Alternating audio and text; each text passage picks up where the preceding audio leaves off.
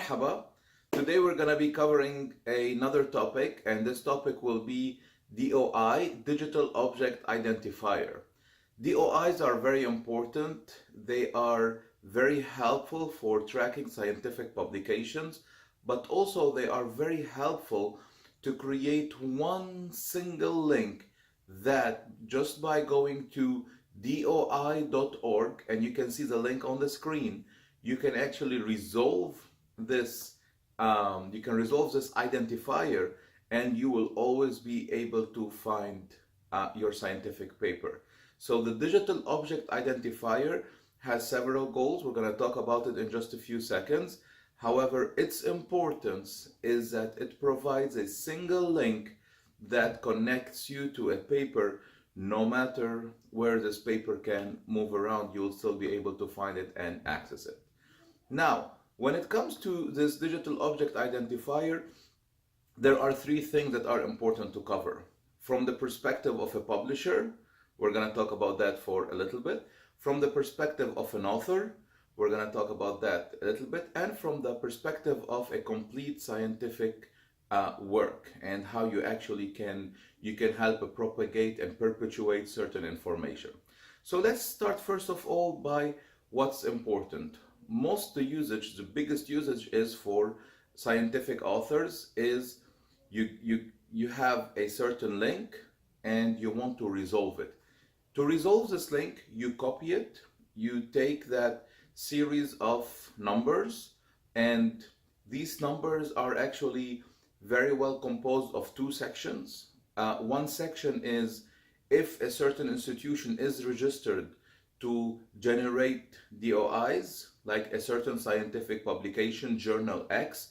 This Journal X will always have this identifier at the start, so a certain number of digits, and then the second portion will be how for every paper we generate a new portion of it. So all of it, to resolve it, you just get these numbers, go to doi.org, plug in those numbers, and you can resolve and find the paper.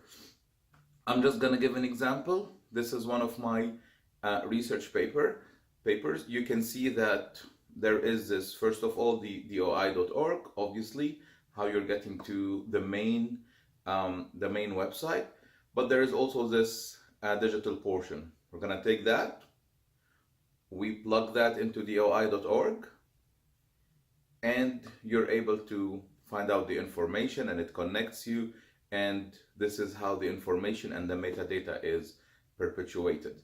So this is how to resolve a DOI. That's the first part. Now, let's say you're writing a scientific paper, and I'm gonna shoot another example where you can see the references in the end, and you can see next to the references at the end, for each paper there is the DOI.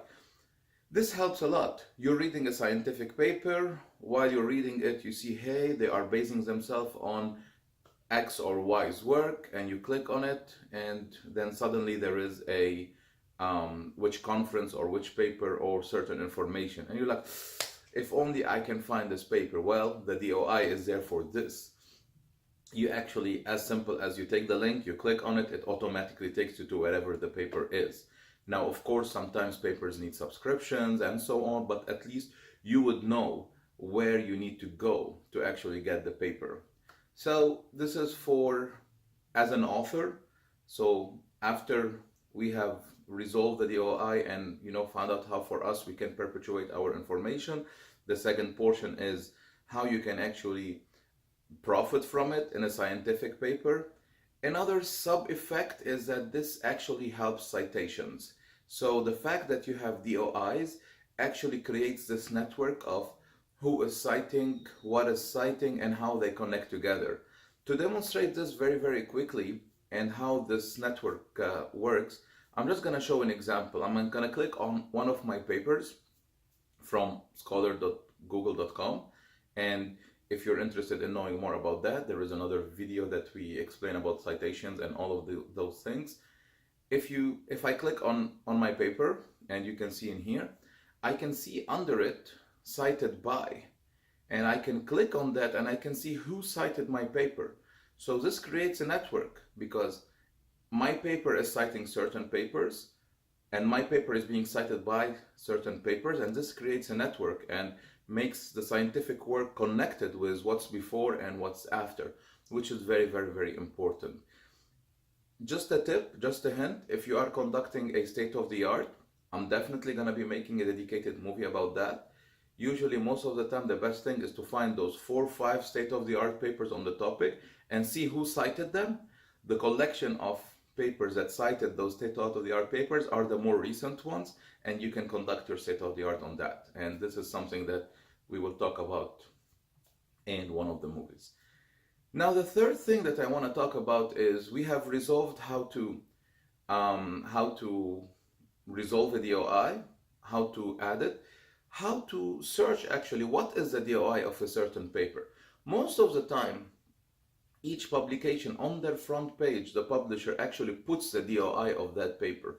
So this is an example where you can see at the front page, you can easily see a DOI of what is the DOI of a paper. Now, if not, you can actually try to go and search for the DOI. And for that, you need to go on DOI.org once again.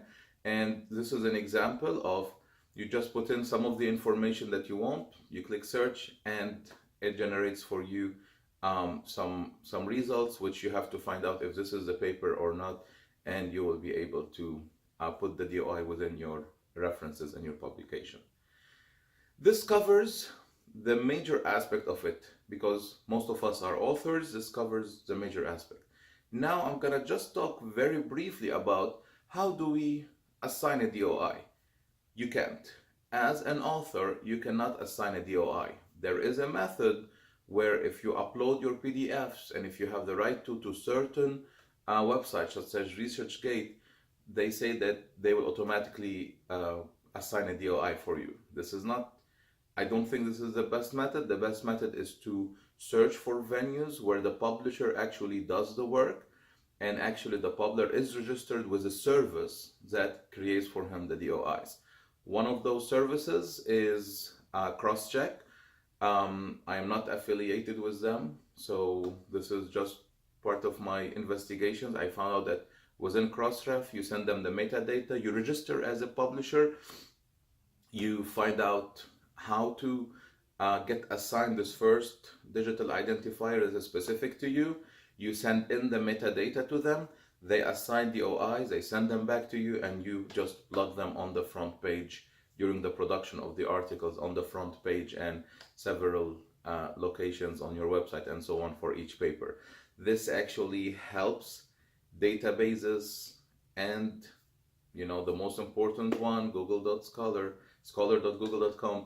This helps them to actually track this whole citations, this whole scientific work, and to be able to provide a connectivity between the papers so that people can stay up to date with how things are tracking. Actually, I always also get, you know, based on my, every time I log into scholar.google, I get recommended article.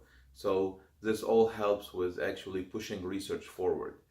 So this is the topic of our Brainoholics movie for today. We talked about digital object identifier. Number one, you cannot create your own digital object identifier unless you upload the PDF to certain websites and so on, and you might be in infringement of certain publisher rights. So in all cases, number one is you cannot really do it. The best way is search for venues that actually already have this standard. It's a standard. It actually speaks loudly that the publisher is working to make sure that your scientific work is visible to the scientific community, and use DOIs to resolve them in your research, as well as plug them in the references of your publications. Very, very important. And thank you so much. If there are other topics that you would like me to cover, please throw in the comments any topics you would like me to cover, and see you with another movie. Thank you so much. Bye-bye.